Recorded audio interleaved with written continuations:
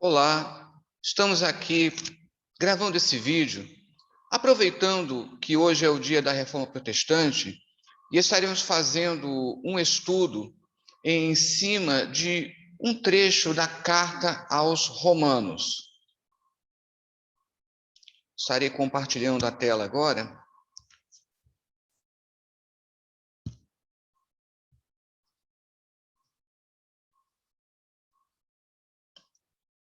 Faremos uma análise em cima de Romanos, no capítulo 8, do versículo 31 ao 39, uma passagem bem conhecida, mas antes nós estaremos fazendo aqui uma análise da estrutura geral da carta. Por que nós escolhemos essa carta? Justamente por ela ser uma carta importante para a Reforma Protestante. Essa carta, então, ela segue o padrão generalizado que nós encontramos nas obras paulinas, nas cartas paulinas. Duas partes, sendo que uma parte, a primeira parte, é doutrinária, teórica, seguida de outra parte homilética prática, também chamada de parênese. Especificamente na carta aos Romanos, a parte doutrinária, ela é encontrada nos capítulos 1 ao 8, tendo uma digressão acerca da posição de Israel nos capítulos 9 ao 11. E a parte homilética encontra-se nos capítulos 12 a 16. Então, segue este padrão, mas há uma interrupção nos capítulos 9 a 11, como quem diz, eu estava esquecendo de dizer acerca deste assunto. Mas, de qualquer forma, é importante que a parte doutrinária em si, ela termina no capítulo 8. E é justamente nesse contexto, entender essa estrutura geral da carta, que é importante entender no capítulo 8, os versículos 31 a 39.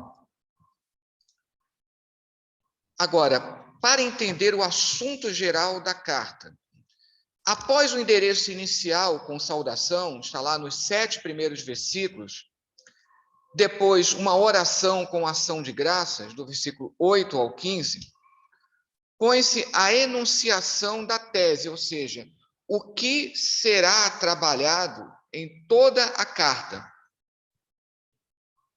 E estes dois versículos, que são importantíssimos para a história da Reforma Protestante, eles são conhecidos como síntese do Evangelho Paulino.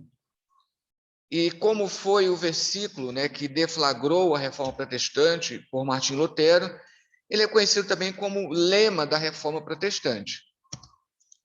Então, fazer aqui uma rápida leitura desses dois versículos. E aqui eu já deixei esses dois versículos segmentados, embora não faremos uma análise pormenorizada desses dois versículos. Porque não me envergonho do Evangelho, porque é o poder de Deus para a salvação. É salvação para todo que crê. Primeiramente do judeu, também do grego. Porque a justiça de Deus, nele, revela-se da fé para a fé, conforme está escrito, mas o justo viverá da fé. Então, o justo viverá da fé é o tema que será abordado na carta, mostrando que a salvação ela não vem pelas obras da lei, que a salvação ela não está restrita aos judeus, que esta salvação ela se estende aos gentios, a todos aqueles que recebem uma fé que foi revelada da fé do Antigo Testamento, para a fé agora de todos, incluindo os gentios. Então, como nós dissemos, a primeira parte da carta, ela encontra-se dos capítulos 1 ao 8. E ela é concluída justamente com o hino que é encontrado lá no capítulo 8, dos versículos 31 ao 39. Já que a afirmação do versículo 31 Que diremos, pois, sobre estas coisas? Diz respeito a todo o conteúdo abordado até então. Por isso que do capítulo 9 ao 11, embora ainda seja, de uma certa forma, uma parte teórica, doutrinária, mas já deixando uma ponte para a parte homilética, ela é considerada uma digressão, ou seja, depois de ter já encerrado, né, lá no final do capítulo 8, é como quem diz, mas e acerca desse assunto? Eu estava esquecendo, vamos agora abordar acerca da posição, da situação de Israel diante de tudo isso que nós abordamos. E aqui, então, já temos aqui a divisão do versículo 31 ao 39, como fica estruturado. Que diremos, pois, sobre essas coisas? Se Deus é por nós, quem será contra nós? Aquele que nem a seu próprio filho poupou, mas por todos nós o entregou, porventura com ele não nos agraciará em tudo? Quem intentará acusações contra os eleitos de Deus? Deus é o justificador. Quem é o condenador? É Jesus Cristo que morreu, ou antes levantou, o qual também está à destra de Deus, o qual também intercede por nós. Quem nos separará do amor de Cristo? Tribulação, ou angústia, ou perseguição, ou fome, ou nudez, ou perigo, ou espada? Conforme está escrito: por tua causa somos postos à morte o dia todo, somos reputados como ovelhas à matança. Mas em todas essas coisas somos mais que vencedores através daquele que nos amou. Pois estou persuadido, nem morte, nem vida, nem anjos, nem principados, nem presente, nem futuro, nem poderes, nem altura, nem profundeza, nem qualquer outra criatura poderá nos separar do amor de Deus, o qual está em Cristo Jesus, nosso Senhor. Retornando aqui, já conseguimos ver toda uma disposição poética. E é por isso que tem todas as características, segundo alguns comentaristas, de um hino. Especialmente aqui, na segunda parte, observe aqui no versículo 35. Olha a disposição de pares: tribulação, angústia, depois perseguição, fome.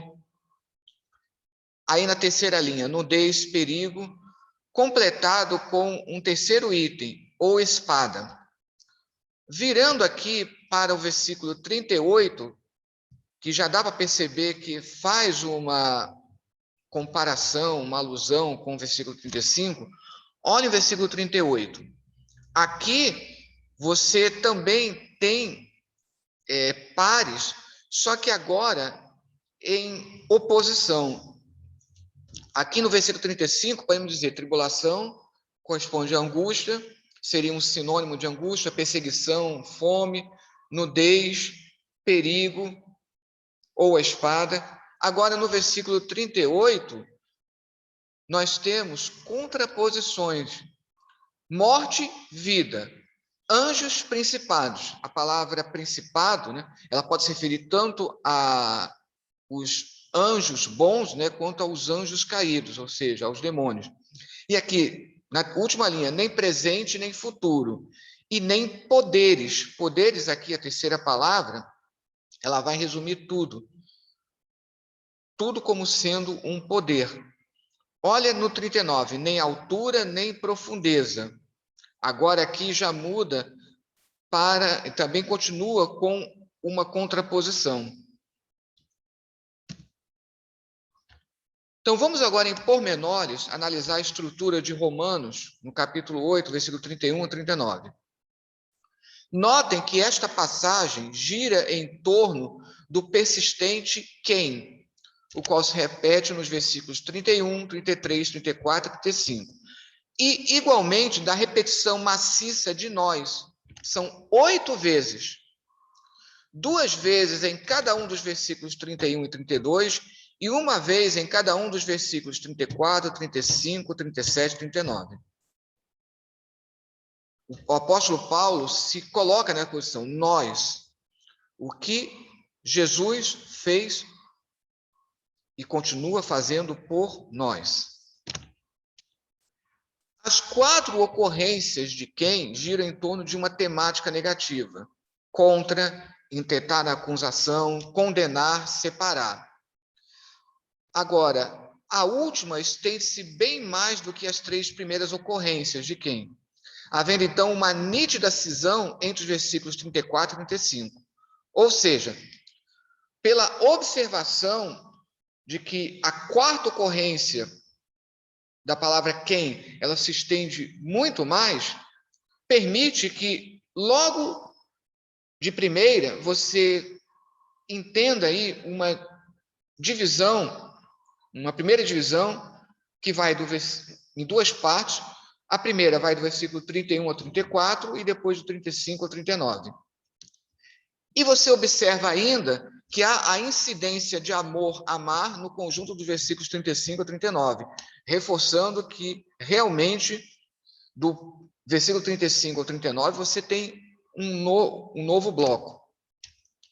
Portanto, esta passagem divide-se em 2 partes perfeitamente detectadas ainda pelos seguintes elementos. Além desses que nós mostramos aqui, nós podemos identificar outros elementos que reforçam essa divisão em 2 partes. A primeira parte começa com por nós, no versículo 31, e termina com por nós, no versículo 34.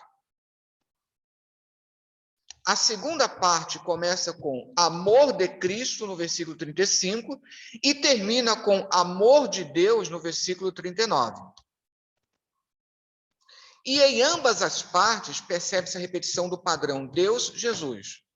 Ou seja, lá na primeira parte você tem Deus, depois Jesus, e aí depois, já na segunda parte, retorna, fala de Cristo, para depois falar de Deus. E cada parte pode ser subdividida em 2 trechos, que podem ser identificados da seguinte forma. Cada parte constitui perguntas com respostas. Na primeira parte, percebe-se a dupla ocorrência do padrão Deus-Jesus. E na segunda parte, percebe-se a correspondência entre a sequência de ou no versículo 35 e a sequência de nem no versículo 38.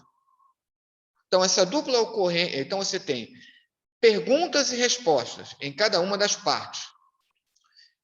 E cada parte pode ser dividida, pode confirmar essa divisão em subpartes de pergunta e subpartes de resposta, porque na primeira parte você tem a dupla ocorrência do padrão Deus-Jesus. E na segunda parte você tem essa correspondência da sequência de ou no versículo 35 e a sequência de nem no versículo 38. Desta forma, há uma disposição concêntrica,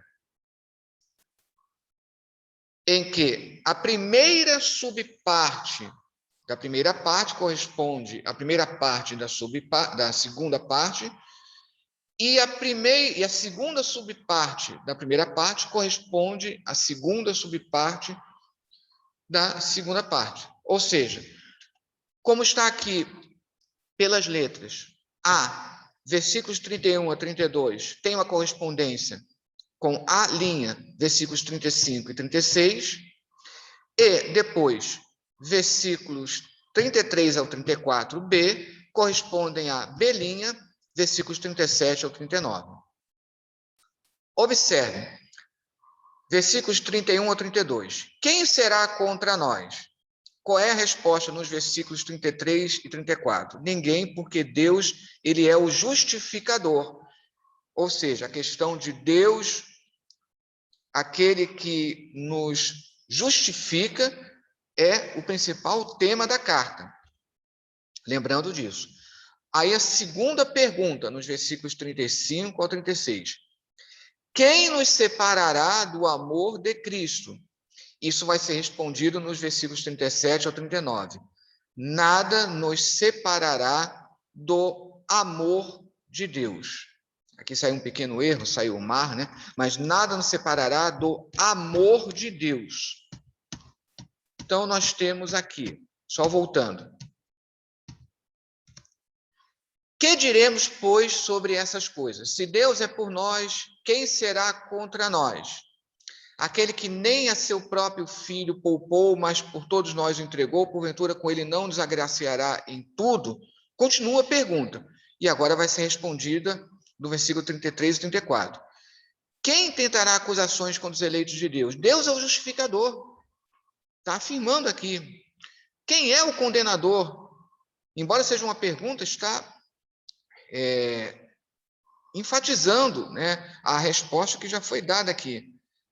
E aí continua, Jesus Cristo que morreu ou antes levantou, o qual também está à destra de Deus, o qual também intercede por nós. Agora vem a segunda pergunta. Quem nos separará do amor de Cristo? Tribulação, ou angústia, ou perseguição, ou fome, ou nudez, ou perigo, ou espada?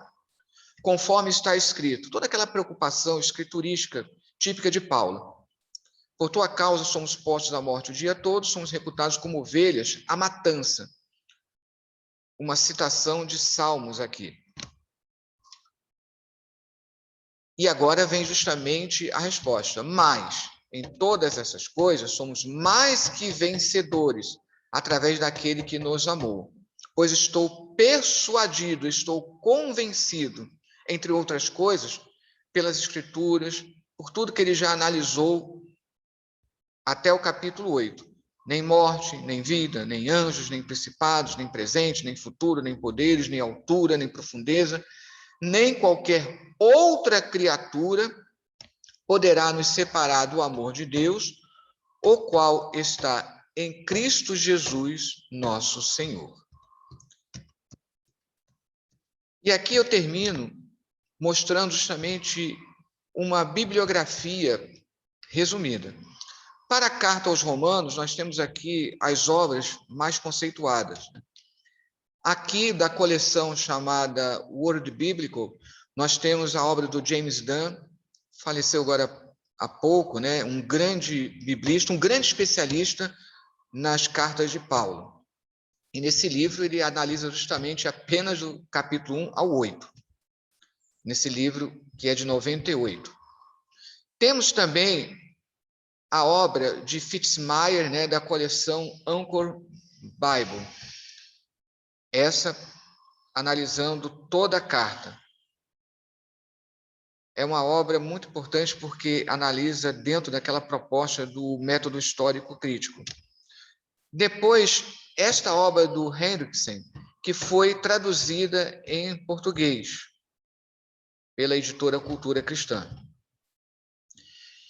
E temos aqui, da coleção Hermeneia, né, esta obra de 2006, que tanto ou até mais do que a obra do Fitzmyer, analisa dentro do método histórico crítico.